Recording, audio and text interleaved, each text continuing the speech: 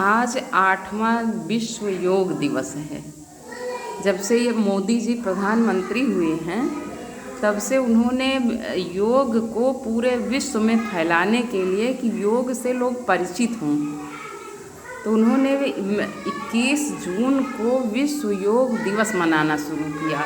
8 साल उनको प्रधानमंत्री हुए हो गया और ये 8वां विश्व योग दिवस है। विश्व योग दिवस क्यों कहा गया? पूरे विश्व में जितने देश हैं वो केवल भारत ही योग नहीं करेगा। पहले था कि भारत में योग होता है, योग को तुम लोग जोग टटका कहा था ना, जोग टटका बोलते हो। तो योग जो है वो बहुत ही वैज्ञानिक है। योग का मतलब तुम अपने शरीर की जितनी गतिविधियां करते हो वो तुमसे जुड़ी होती। योग का मतलब है जुड़ा होना। तो तुम अपने ध्यान को भी अपने शरीर से जोड़ो।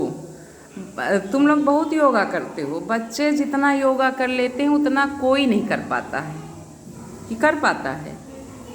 ध्यान से देखो, जो छोटे बच्चे हैं वो तरह तरह के खेल अपने आप खेलते रहते हैं, कूदते रहते हैं, फांदते रहते हैं, लेकिन जैसे जैसे बच्चे बड़े होते हैं उनका खेल बदल जाता है।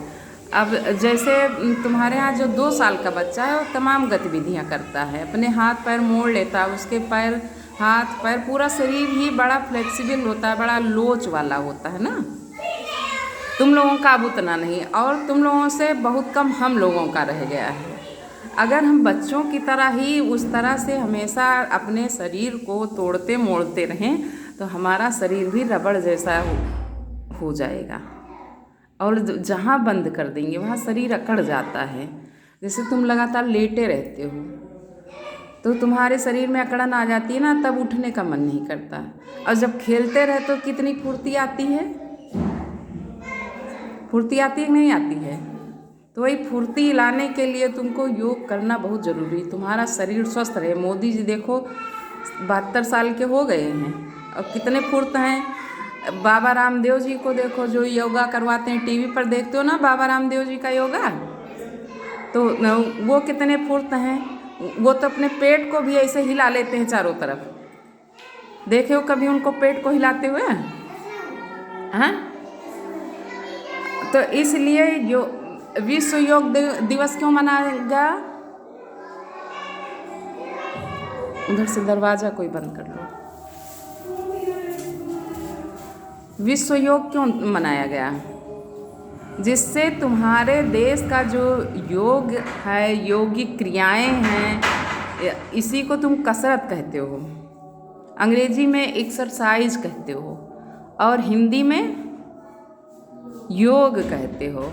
और इसी योग से भगवान तक भी जाया जा सकता है अगर तुम अपने मन को जोड़ लो अपनी सारी गतिविधियों से, अपनी सांसों से, तो तुमको भगवान के भी दर्शन हो सकते हैं। इसीलिए इसको योग कहा गया। अब भगवान कोई राम नहीं है कि तुमने फोटो में देखा राम धनुष लिए खड़े हैं, कृष्ण बंसी लिए खड़े हैं, तो वैसे ही तुमको भगवान दिखाई देंगे। भगवान किसी भी रूप में दिखाई देंगे तुमको एहसास होगा केवल कि कोई ऐसी शक्ति है जो हमें चला रही है, जो सारा काम कर रही है। जैसे तुम मिट्टी नहीं बना सकते, मिट्टी से कुछ बना सकते हो, लेकिन अगर कहा जाए तुम मिट्टी बना लोगे, कोई आदमी मिट्टी बना सकता है? तो मिट्टी को किसने बनाया? भगवान ने। और भगवान कौन है? कोई तीसरी शक्ति है जो हमको दिखाई नहीं दे रही है। किसी ने उसको राम कहा, किसी ने कृष्ण कहा, किसी ने हनुमान कहा। जिसके पास शक्ति है, और तुम खुदे राम बन सकते हो, तुम खुदे कृष्ण बन सकते हो, उतनी शक्तियाँ तुम्हारे पास होनी चाहिए। तो उन शक्तियों को जब तुम जोड़ लोगे तभी तुम भगवान हो सकते हो। जिसके पास जितने शक्ति है वही भगवान है, समझ गए? और जब शक्तियों को जोड़ते हो तो उसी को योग कहते हैं। और शक्ति क्या है? तुम्हारे अंदर जो, क्या कहते हो उसको, चाहे उसको ताकत कह लो, चाहे ऊर्जा कह लो, वही है शक्ति। अगर तुम खाना खाए हो तभी तो तुम्हें चलने की ताकत मिल रही है, और ताकत को तुम अपने इधर उधर उलूल जुलूल फेंकते हो, कभी बहुत कूदते हो, कभी सो जाते हो, कोई उसका नियम नहीं है। और जब तुम नियमबद्ध तरीके से करते हो कोई भी काम, रोज़ अगर 5 बजे उठ रहे हो, डेली 5 बजे उठो, तो तुम्हारा एक क्रम बन जाएगा। वो 5 बजे जगने की तुम में शक्ति आ जाएगी। तुम रोज़ 2 घंटे अगर लिखते हो तो तुम में 2 घंटे लिखने की शक्ति आ जाएगी। तुम 2 घंटे पढ़ते हो, पढ़ने की शक्ति आ जाएगी। खेलते हो, कूदते हो, नाचते हो, गाते हो, सारे काम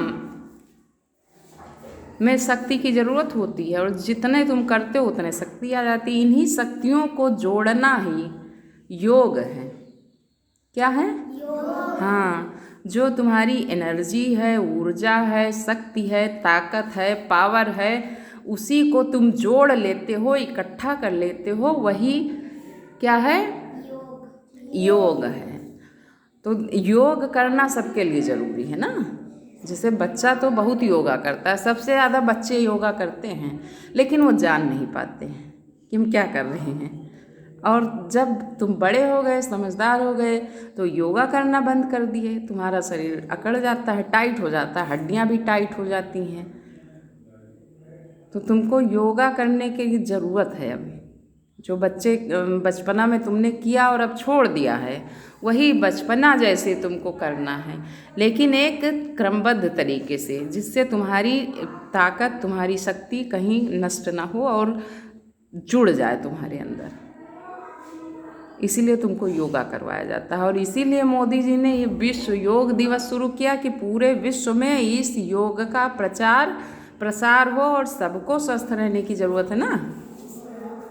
जब तुम खाओगे तुम्हें ताकत मिलेगी, और उस ताकत से जो तुम शक्ति बटोरोगे, वो उसको इकट्ठा करोगे, इधर उधर फेंकोगे नहीं। इधर उधर शक्ति को अपने फेंक देते हो, बहुत ज़्यादा हंसना, कभी बहुत ज़्यादा रोना, बहुत ज़्यादा कूदना। एक सीमित मात्रा में सब कुछ करो, एक निश्चित समय पे करो, क्रमबद्ध तरीके से करो, तब तुम्हारे अंदर वो ताकत इकट्ठा हो जाएगी, जुड़ जाएगी, वही तुम्हारा योग होगा। यही पूरे विश्व को मोदी जी ने बताना चाहा कि पूरा विश्व हमारे भारत का जो योग है उससे जुड़े। पूरे विश्व के लोगों को स्वास्थ्य की ज़रूरत है, वो स्वस्थ रहेंगे। किसी की कमर दर्द होती है, किसी का कंधा देखो तो जाम हो गया है, किसी का पैर जाम हो गया है, तो किसी के पैर में ज़्यादा दिक्कत है, किसी की आँख तिरछी है। सब का इलाज किससे है? योगा से। और तुम्हें बीमारी होगी ही नहीं जब तुम योगा करते रहोगे। तुम्हारे पास तो ऐसे एनर्जी स्टोर रहेगी, बीमार कभी होगे? नहीं होगे। तो बीमारी होने के बाद करोगे तो ठीक होगी अगर, लेकिन बीमारी होने के पहले तुम योगा करो। कहते हम तो बीमार हैं, नहीं काहे योगा करें। तो बीमारी से बचने के लिए तुम योगा करो। अब कितनी कितनी चीज़ों के लिए योगा करोगे तुम? बीमारी से बचने के लिए, स्वस्थ रहने के लिए, और तीसरी शक्ति का भी एहसास तो तुम्हें करना है, जिसको तुम भगवान कहते हो। मुस्लिम लोग अल्लाह कहते हैं, हैं अल्लाह। और ये ईसाई लोग उनको क्या कहते हैं? गॉड। हाँ, ईसाई लोग क्या कहते हैं? गॉड। हैं सब एक ही। अल्लाह कहो, चाहे राम कहो, चाहे भगवान कहो, चाहे गॉड कहो, और जितने धर्म हैं, पंथ हैं, वो सब अपने अपने उसको अपना नाम रखे हैं, लेकिन है वो कोई तीसरी शक्ति जिसको माना गया कि वो भगवान है, ईश्वर है। तो अब तुमको अगले उसमें योगा करना है। इतना तो तुम योगा के बारे में समझ गए ना, अब योगा करना होगा।